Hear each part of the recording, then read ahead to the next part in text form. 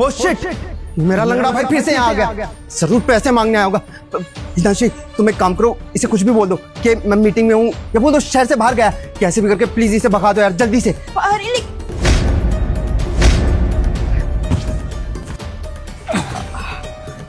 अरे भैया, आप भैया नमस्ते।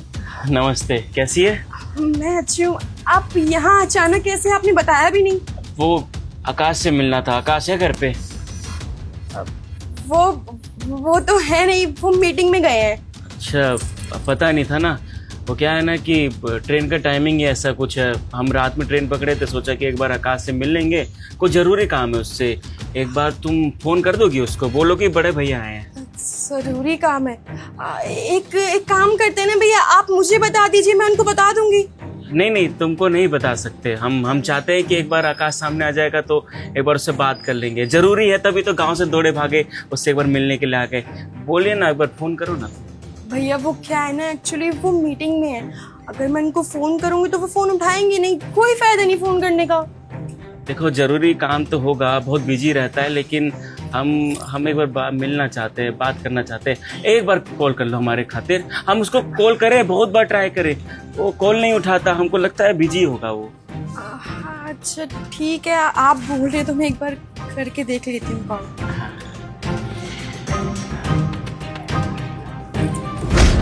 देखिए, फोन काट दिया। मैंने आपको पहले ही बोला था, वो फोन नहीं उठाएंगे। अब जा भी नहीं सकते ना उससे बिना मिले, बहुत जरूरी काम है। हितांशी, तुम एक काम करो ना, एक बार और ट्राई कर लो हमारे खातिर, हमारे सामने एक बार कर लो, अच्छा लगेगा।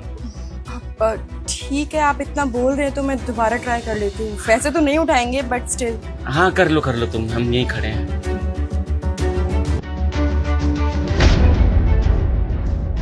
काट दिया कॉल। अच्छा, उसका आने का समय क्या है? वो आ जाएंगे 7-8 बजे तक। बाप रे, तब तक तो बहुत देर हो जाएगी। हमारा दूसरा ट्रेन है ना वापसी का, वो 4 बजे का है। अभी कुछ 2-2:30 बज रहे होंगे। जाते जाते तो स्टेशन पे टाइम लग जाएगा।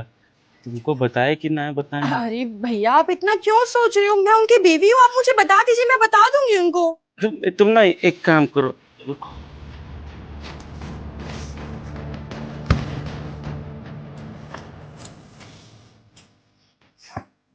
ये पूरा 3 लाख रुपए है। ये पकड़ो तुम। ये 3 लाख रुपए ना हमारे छोटे भाई आकाश को दे देना। बोलना कि बड़े भैया तुम्हारे लेकर आए हैं, और ये भी बोलना आंखों में आंसू लेकर ना आए। हम उसका बड़ा भाई है ना, तो हमेशा ध्यान रखेंगे। तुम उसको दे देना है। लेकिन भैया, इतने सारे पैसे आप उनके लिए क्यों लाए हैं? मुझे कुछ समझ नहीं आ रहा, आप प्लीज कुछ बताएंगे? अभी तानसी, तुम भी हमसे बात छुपा रही हो ना, है? लेकिन हमको सब कुछ पता चल चुका है।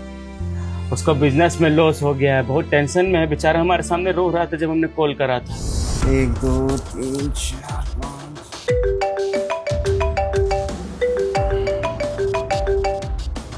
इस लंगड़े का फोन फिर से आ गया यार, इसने भी दिमाग खराब कर रखा है। हेलो भैया, कैसे हो आप? हालत तो ठीक नहीं है। वो कह रहे थे कि अभी हॉस्पिटल जाना है, 1000 रुपये खर्चा बताया, भेज देगा।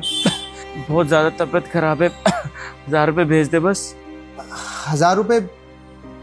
भैया अब मैं बताना तो नहीं चाहता था, क्या बताऊं, मेरा बिजनेस में वैसे ही बहुत लॉस हो गया भैया।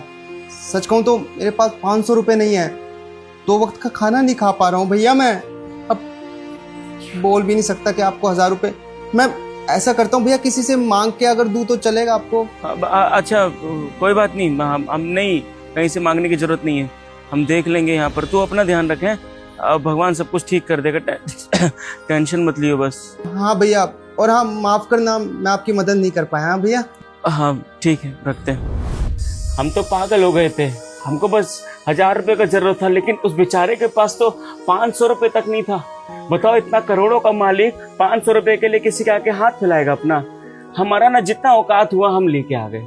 हम तो सोच रहे थे कि सब कुछ बेच खा के अपना भाई के लिए कुछ लेकर आए, लेकिन हमसे जितना जुगाड़ हुआ जमीन बेच के वो 3 लाख रुपए यहाँ पर ले आए। वो एक जमीन का टुकड़ा बचा होता है ना हमारे पास, बहुत दिनों से सोच रहे थे कि बेच दे, लेकिन उसपे पापा का जन्म हुआ था, तो हम सोचे थे कि नहीं बेचेंगे, पापा का आखिरी निशानी समझ के रख लेंगे। लेकिन हमारा छोटा भाई का हालत देख कर ना हमें रहा नहीं क्या, हमने तुरंत इसका सौदा करा। वैसे तो 10 लाख का है वो, लेकिन जो पैसा मिल रहा था हम ले आए। उसे बोलना हम ना और जुगाड़ में हैं, जहाँ पर हम रहते हैं वो भी घर बेच देंगे, लेकिन अपने छोटे भाई को कभी भी किसी मुसीबत में नहीं आने देंगे। उसका बड़ा भाई है ना, हमेशा उसको प्यार करके रखेंगे। हम बस चाहते हैं कि हमारे मरते मरते तक वो जीवन में इतना तरक्की करे ना कि पूरे दुनिया उसका गुणगान गाए और बोले कि ये है आकाश। बस यही चाहते हैं। अब हम तो अपाहिज जाए, जीवन में कुछ कर नहीं सकते, लेकिन हमारा छोटा भाई वो तो बिल्कुल सही सलामत है, बहुत कुछ करेगा, देखना तू। जी भैया, भैया आप आइए ना, चाय नाश्ता कुछ कर लीजिए। नहीं, हम बताए ना अभी कि ट्रेन का वक्त है, हमको निकलना पड़ेगा। वो क्या है ना कि वहाँ के मुखिया जी से हमारी बात हुई है, तो उसके पास जाएंगे और कुछ हिसाब किताब होगा वो काम धंधा का, और 7,000 8,000 में नौकरी लग जाएगा वहाँ पर हमारा। बस क्या करना है, गाय को निहारना है, उसका साफ सफाई करना है, अब बढ़िया हो जाएगा हमारा। है उसको बोलिएगा कि आया था मदद करने, बोलेगा फोन करे एक बार। ठीक है भैया, मैं जरूर बोलूंगी। राम राम। अच्छा सुनो, जी एक बात बताना उसको कि हमारा छोटा भाई है वो, उसकी आंखों में आंसू जिंदगी में कभी नहीं देख सकते। जिस दिन किसी और की वजह से उसकी आंखों में आंसू आए ना, उसकी आंखें नोच लेंगे आप, है ना।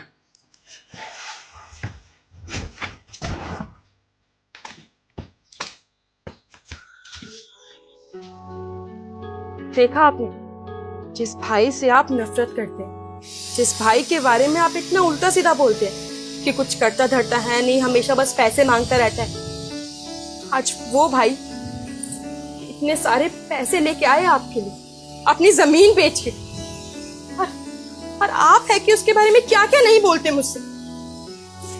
सही कह रही हो टांच, मैंने सब देखा, सब सुना, और आज मुझे पता लग गया है मैं कितना घटिया, नीच और थर्ड क्लास इंसान हूँ। इस भाई को मैं बोझ समझ रहा था, सोचा था मेरा भाई मुझसे सिर्फ इसलिए मिलता है कि मेरे पास पैसा है, मेरा फ़ायदा उठा रहा है। वो भाई मुझे अपने बच्चे की तरह मानता, और मैं उसके बारे में इतना गलत गलत सोचता रहा, पता नहीं क्या क्या सोचता रहा उसके बारे में। देखिए, अब अपने आप को कोसने से कुछ नहीं होगा, जो हो गया सो हो गया। अब तो आपको पता चल गया है ना कि आपके भाई आपसे कितना प्यार करते हैं, आपके बारे में कितना सोचते हैं। अभी भी देर नहीं हुई है, मैं तो कहती हूँ आप जाइए उनके पास, उनसे जाके माफी मांगिए, अपनी गलती पे पछतावा कीजिए। तुम सही कह रही हो टांच, इससे पहले कि मैं अपनी नज़रों में गिर जाऊं, मुझे अपने भाई से माफ़ी मांगनी चाहिए, और ये पैसे दो, मैं भैया को वापस लौटा दूं।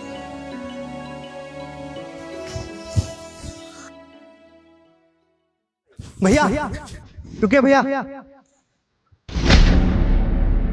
छोटे, तू यहाँ पर कहाँ से? तू तो यहाँ था नहीं, वो किसी बिजनेस मीटिंग के लिए बाहर गया था, हितांशी ने बताया सब। भैया मैं कहीं नहीं जाता, वही गेट के पीछे छुपा हुआ था और आपकी सब बातें सुन रहा था। मैं बहुत बुरा हूँ भैया, बहुत बुरा हूँ। मैं कोई नुकसान में नहीं हूँ, कुछ लॉस नहीं हुआ मुझे, मेरे पास सब कुछ है, पैसा गाड़ी सब। मुझे लग रहा था कि मेरा बड़ा भाई मेरा फायदा उठा रहा है, मेरे पास पैसे हैं इसलिए मुझे भाई भाई बोलता रहता है।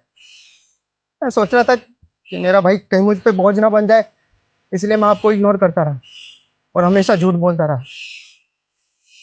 क्या मेरा बड़ा भाई मुझे अपना बेटा समझता है, मैं उसे बड़ा भाई भी नहीं बना पाया।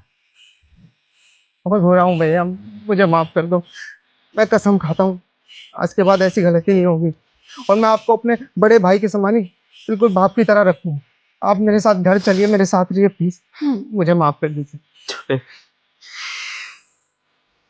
तू सच में मेरे लिए मेरे बेटे जैसा है। जिंदगी में शादी नहीं करी, लेकिन एक संतान का सुख जरूर पाया था तेरे रूप में। कहता है कि पैसों से प्यार है मुझे, अरे बाहर में जाए, ऐसे पैसे जो रिश्तों के बीच में आ जाए।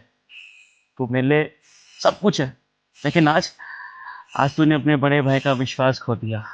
लेकिन इसके चक्कर में तेरा साथ नहीं छोड़ूंगा मैं। भले तुझसे ज़िंदगी में कभी कॉल पे बात ना करूँ, मिलूँ नहीं, पीठ पीछे तेरी मदद ज़रूर करूँगा। और ये पैसे मेरी आखिरी निशानी समझ के रख लियो, क्योंकि मैं तो नहीं आऊँगा इस घर में। कर लूँगा अपने लंगड़ेपन में, अपना साथ दे दूँगा।